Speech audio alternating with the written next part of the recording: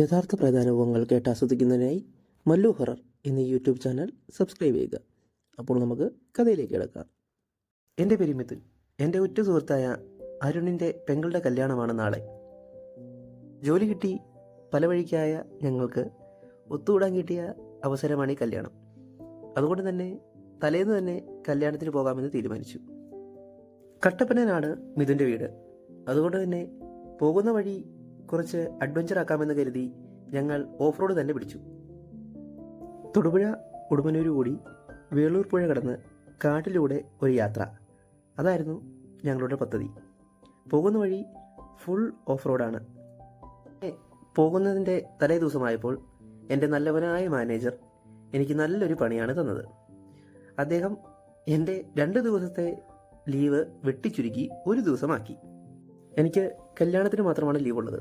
അതുകൊണ്ട് തന്നെ അവരുടെ കൂടെ തലേന്ന് അടിച്ചു പൊളിക്കുന്ന കാര്യം അവതാളത്തിലായി. മുന്നോട്ട് വെച്ചകാൽ പുറകോട്ട് വയ്ക്കാൻ സമ്മതിക്കാത്തതിൻ്റെ മനസ്സ് എന്നെ അതിനനുവദിച്ചില്ല. അതുകൊണ്ട് തന്നെ അവരോട് രാവിലെ പൊക്കോളാനും വൈകിട്ട് എൻ്റെ ജോലി കഴിഞ്ഞ് ഞാൻ തനിയെ എത്തിക്കോളാമെന്നും പറഞ്ഞു. അങ്ങനെ കൂട്ടുകാർ രാവിലെ തന്നെ ഹൈ റേഞ്ചിലേക്ക് വിട്ടു. വൈകിട്ട് എൻ്റെ ജോലി കഴിഞ്ഞപ്പോൾ സമയം 5:30 അടുത്തിരുന്നു. ഒരു 6 മണിയോടെ ഞാനും ഹൈ റേഞ്ച് ലക്ഷ്യമാക്കി ഇറങ്ങി. രാത്രി നല്ല രീതിയിൽ വൈകിയിരിക്കുന്നു. എന്നാലും ഓഫ് റോഡ് തന്നെ പോകാമെന്ന് ഞാൻ തീരുമാനിച്ചു. ഒരു 7 മണിയോടുകൂടി ഞാൻ വെള്ളൂർ പുഴ പാലം കടന്നു. പാലം കടന്ന് ഇപ്പുറം വന്നതും എൻ്റെ വണ്ടി പെട്ടെന്ന് ഓഫായി. പിന്നീട് 2-3 വട്ടം കിക്കറടിച്ച ശേഷമാണ് വണ്ടി വീണ്ടും സ്റ്റാർട്ടായത്. പിന്നീട് അങ്ങോട്ട് മുഴുവൻ കാടാണ്. ഒരു കടയോ വീടോ ഒന്നും തന്നെ പിന്നീട് അങ്ങോട്ടില്ല. അങ്ങനെ ഞാൻ മുന്നോട്ട് പോയി കുറേ അധികം തന്നെ കാടിൻ്റെ അകത്തേക്ക് എത്തിയിരിക്കുകയാണ്. പെട്ടെന്ന് എൻ്റെ ഇടതുവശത്ത് നിന്നായി എന്തോ ഒരു വെളിച്ചം വരുന്നതായി എനിക്ക് തോന്നി. അപ്പോൾ ഞാൻ വണ്ടി നിർത്താതെ തന്നെ എൻ്റെ തല ഇടത്തോട്ട് തിരിച്ച് കാടിൻ്റെ ഉള്ളിലേക്ക് നോക്കി.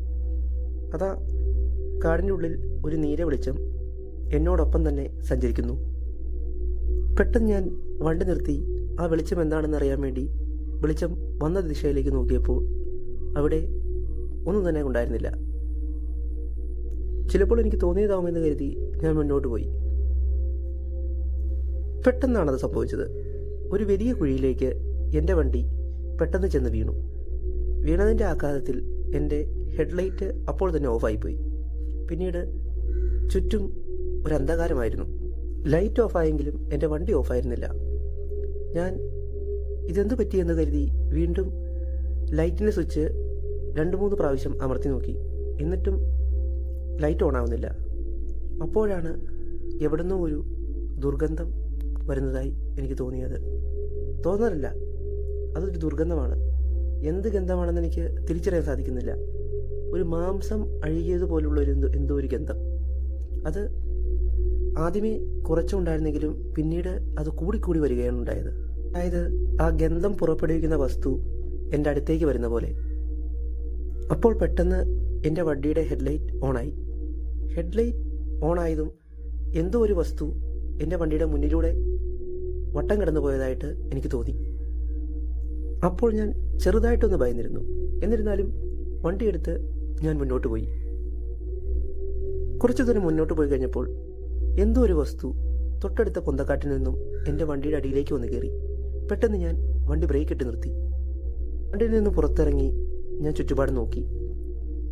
അവിടെ ഒന്നും തന്നെ കാണാൻ സാധിച്ചില്ല.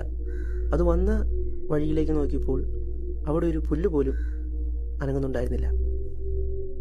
കുറച്ച് മുന്നോട്ട് പോയപ്പോൾ എനിക്ക് തോന്നി എൻ്റെ വണ്ടിയുടെ അടിയിലേക്ക് വന്ന് കയറിയത് ഒരു ചെറിയ കുട്ടി കയ്യും കാലും കുത്തി ഓടി വന്നാൽ എങ്ങനെയിരിക്കും, അങ്ങനെ ഒരു രൂപമാണ് എൻ്റെ വണ്ടിയുടെ അടിയിലേക്ക് വന്ന് കയറിയതെന്ന് എനിക്ക് തോന്നി.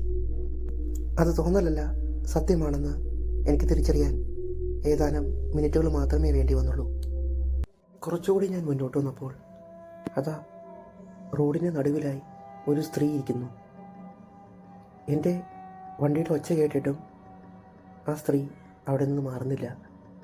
അതും ഈ കൊടുങ്കാടിന് നടുവിൽ ഈ സ്ത്രീ എവിടെ നിന്ന് വന്നു? എനിക്ക് നല്ല രീതിയിൽ ഭയം തോന്നിത്തുടങ്ങി. ഞാൻ ആ സ്ത്രീയുടെ 10 അടി ദൂരെയായി വണ്ടി നിർത്തി. ഹെഡ്ലൈറ്റിൻ്റെ വെളിച്ചത്തിൽ ആ ഒരു രൂപത്തെ എനിക്ക് മുഴുവനായി കാണാൻ സാധിച്ചു. ആ സ്ത്രീയുടെ മുടി ആ റോഡ് മുഴുവൻ പടർന്നു കിടക്കുകയാണ്.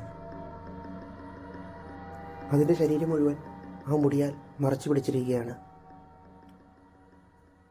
മുടിയെന്ന് പറഞ്ഞാൽ ആ റോഡ് മുഴുവൻ മറയത്തക്ക വിധത്തിലാണ് ആ മുടി കിടക്കുന്നത്. മനുഷ്യനായി പിറന്ന ഒരാൾക്കും തന്നെ ഇത്രയും നീളത്തിൽ മുടി വളരില്ല. അത്രയ്ക്കുണ്ട് ആ മുടിയുടെ നീളം. ഞാൻ നല്ല രീതിയിൽ ഭയന്ന് വിറയ്ക്കുന്നുണ്ടായിരുന്നു. പെട്ടെന്ന് ഇതെൻ്റെ മുന്നിൽ എണീറ്റ് നിന്ന് പുറകോട്ട് തിരിഞ്ഞു നോക്കാതെ പുറകിലേക്ക് നടന്ന് എൻ്റെ അടുത്തേക്ക് വന്നു. അടുത്തു വന്ന് എൻ്റെ മുഖത്തേക്ക് തിരിഞ്ഞതും എൻ്റെ ബോധം പോയി. പിന്നീട് ഞാൻ കണ്ണു തുറക്കുമ്പോൾ ആശുപത്രിയിലാണ്. എൻ്റെ തലയിലും കാലിലുമായി നിറയെ മുറിവുകളായിരുന്നു. ആരോ നഖം കൊണ്ട് കീറിയതുപോലെ പുറത്തു നിറയെ പാടുകൾ. അത് പുറത്തു മാത്രമല്ലായിരുന്നു, നെഞ്ചത്തും കഴുത്തിലും ശരീരത്തിൻ്റെ എല്ലാ ഭാഗങ്ങളിലും കൈനഖം കൊണ്ട് മാന്തിയ പാടുകളായിരുന്നു. വെളുപ്പിനെ അതോടി വന്ന പാൽക്കാരനാണ് എന്നെ ആശുപത്രിയിൽ എത്തിച്ചത്. മുമ്പ് ആ വഴി പോയിട്ടുള്ള പലർക്കും തന്നെ ഇതേ അനുഭവം ഉണ്ടായിട്ടുണ്ടെന്നാണ് ആ പാൽക്കാരൻ എന്നോട് പറഞ്ഞത്. പിന്നീട് ഒരിക്കലും ഞാൻ പരിചയമില്ലാത്ത വഴിയിൽ കൂടെ ഒറ്റയ്ക്ക് പോകാറില്ല.